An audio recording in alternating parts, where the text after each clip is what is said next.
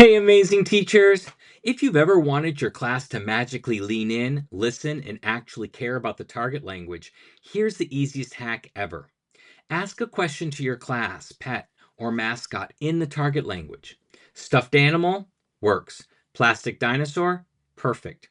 Random object you called a mascot 5 seconds ago? Still works.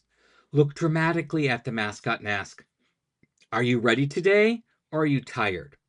Students lose it. Suddenly, the target language feels like a sitcom moment and they don't want to miss it.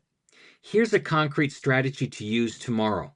Place your mascot somewhere visible, on a stool, on your desk, or perched dangerously on the projector, and ask one daily target language question. It could simply be, are you hungry?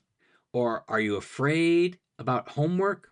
Students answer on behalf of the mascot, and boom, instant personalization.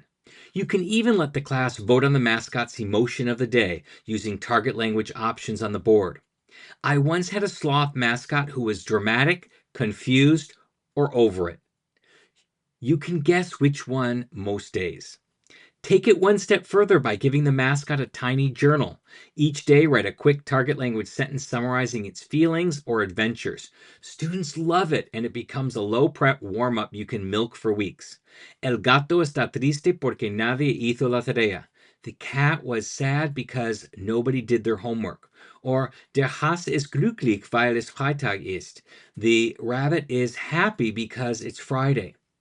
And if you want endless story prompts, images, and ready made target language questions that pair perfectly with mascot moments, grab the CI Survival Kit with Ask a Story slides in French, German, and Spanish at mm.us/kit.